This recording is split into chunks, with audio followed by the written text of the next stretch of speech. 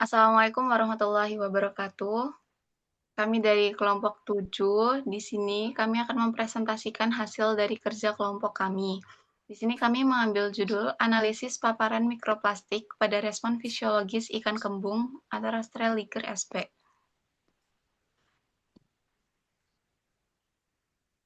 Di sini kami beranggotakan 3 orang, yaitu yang pertama ada saya sendiri, Meika Nurfaisa dengan NIM L1A 024057, lalu teman saya, Satu Detik Nugroho dengan NIM L1A02406409. Saya Muhammad Fatanur Hakim dengan NIM L1A 024096. baik, Yang saya, kami akan mulai mempresentasikan hasil dari kerja kami. oke, yang pertama adalah latar belakang. Mikroplastik kurang dari 5 mm menjadi ancaman serius bagi ekosistem laut. Ikan kembung atau Rastrigler sp berperan penting dalam rantai makanan dan ekonomi masyarakat. Akumulasi mikroplastik terdeteksi di saluran pencernaan, insang, hati, dan otot ikan yang dapat menimbulkan dampak fisiologis dan risiko bioakumulasi pada manusia. Yang sudah ada tujuan penelitian. Yang pertama, mengkaji dampak mikroplastik terhadap sistem pencernaan, respirasi, dan fisiologi ikan kembung. Yang kedua, menganalisis risiko ekologis dan keamanan pangan akibat akumulasi mikroplastik. Yang ketiga, mengidentifikasi hasil penelitian terkait di kawasan Asia Tenggara. Ada yang metode penelitian yang kami gunakan disebutkan yaitu Systematic Literature Review atau SLR, dan sumber datanya dari Google Scholar, Scopus, ScienceDirect, dan Elsevier. Kriteria dan inklusinya yaitu 10 jurnal 10 tahun terakhir, topik mikroplastik dan ikan kembung. Dan selanjutnya ada analisis, konten analisis, dan sintesis hasil penelitian. Lalu ada hasil penelitian, mikroplastik bukan sekedar partikel, tapi jejak peradaban yang lupa pada keseimbangan. Ikan kembung menjadi saksi bisu bahwa laut tak lagi hanya pemberi, tapi juga menanggung. Dari hasil kajian terhadap 10 artikel inti, terlihat bahwa mikroplastik telah menyusup ke berbagai sistem biologis ikan kembung. Temuan utamanya adalah sebagai berikut.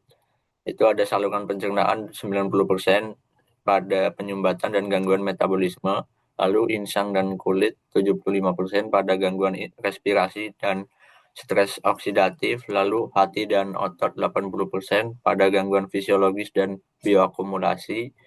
Yang terakhir keamanan pangan 85%, yaitu mikroplastik terdeteksi hingga jaringan otot berpotensi masuk ke rantai makanan manusia.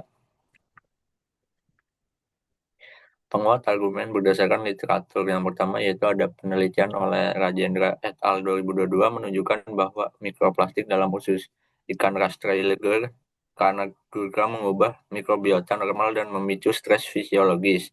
Ini membuktikan bahwa dampaknya tidak hanya mekanis tetapi juga biokimiawi. Lalu yang kedua ada Hermawan et al. 2024 menemukan bahwa mikroplastik bersifat karsinogenik dan dapat mengganggu sistem endokrin ikan. Ini memperkuat argumen bahwa mikroplastik membawa zat kimia bahaya yang menempel pada permukaannya. Lalu yang ketiga, ada S. Ranetti et al. 2005 mendeteksi mikroplastik hingga ke jaringan otot ikan kembung yang siap dikonsumsi. Ini menunjukkan bahwa partikel plastik dapat berpindah antar jaringan dan masuk ke rantai makanan manusia. Dan yang terakhir ada Sam et al. 2023 mengungkapkan bahwa mikroplastik menyumbat saluran pencernaan dan menurun kadar hormon steroid yang berdampak langsung pada pertumbuhan dan reproduksi ikan. Selanjutnya yaitu ada dampak ekologis dan fisiologis.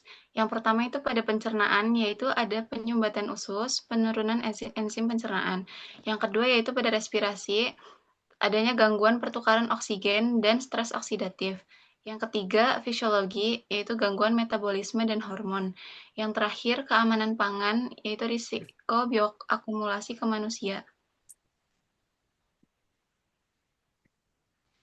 Yang terakhir yaitu kesimpulan, mikroplastik memberikan dampak multidimensional pada ikan kembung yang meliputi gangguan pada metabolisme, respirasi, dan fisiologi.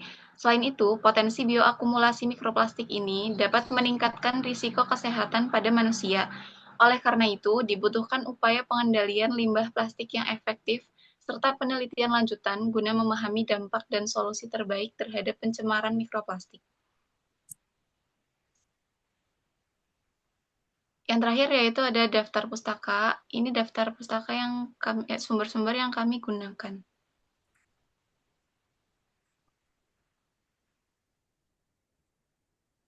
Baik, sekian presentasi dari kelompok kami. Kurang lebihnya kami mohon maaf. Wassalamualaikum warahmatullahi wabarakatuh.